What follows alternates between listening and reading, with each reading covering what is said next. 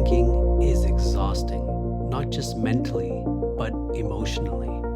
Because underneath overthinking is usually something deeper: fear, uncertainty, self doubt, hypervigilance, or the feeling that if you can't think hard enough, you can finally feel safe. Welcome back to Beyond the Script. I'm Ali Christos, and today I want to talk to you about something I think so many people quietly struggle with: overthinking.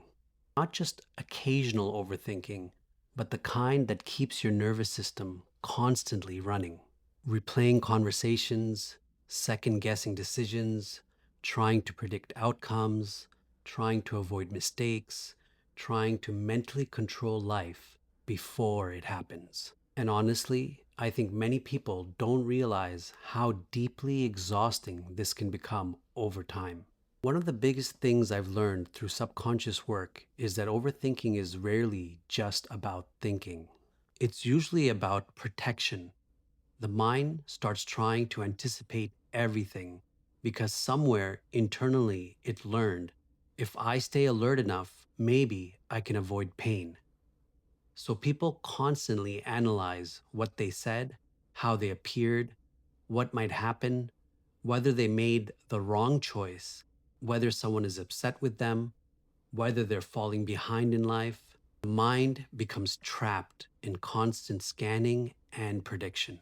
I think many people try to solve overthinking intellectually, but often the issue just isn't mental. It's nervous system related. When the nervous system doesn't feel safe, the mind keeps searching for certainty. And because life itself is uncertain, the loop never fully ends. That's why some people feel mentally exhausted all the time. Their body never fully relaxes. A lot of overthinking also comes from fear of getting things wrong, fear of rejection, fear of failure, fear of judgment, fear of regret. So people try to think their way into the perfect decision, but eventually you realize life cannot be fully controlled mentally. And constantly trying to control uncertainty creates even more anxiety. One thing overthinking slowly disconnects people from is trust in themselves, trust in their intuition, trust in their body, trust in life. Because when the mind becomes too loud, people stop hearing their deeper inner signals. And I think many people today are living almost entirely from mental survival rather than inner alignment. I've struggled with overthinking myself, especially during periods of uncertainty, transition, pressure, and identity change.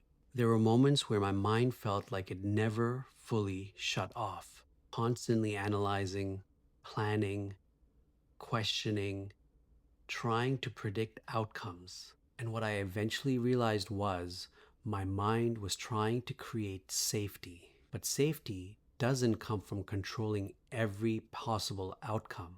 Sometimes safety comes from learning how to remain grounded even when uncertainty exists. I don't think healing overthinking happens through forcing the mind to stop.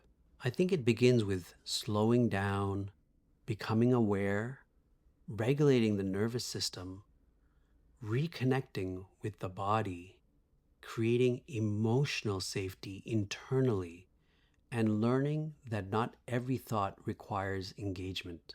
Because many thoughts are fear loops, not truth. Of course, there's a cost to living in your head. When people spend too much time trapped in overthinking, they slowly stop experiencing life fully.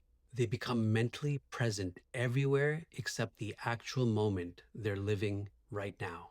And I think that's one of the hidden costs. People miss connection, joy, stillness, intuition, presence, because the mind is always trying to solve tomorrow. Maybe peace doesn't come from finally controlling life perfectly. Maybe Peace comes from no longer needing to. If this episode resonated with you, I'd really appreciate it if you subscribed, left a review, or shared this with someone who may need it. And if you want to follow the journey, you can find me on Instagram at Beyond the Script Show. Thank you for being here, and I'll see you in the next episode of Beyond the Script.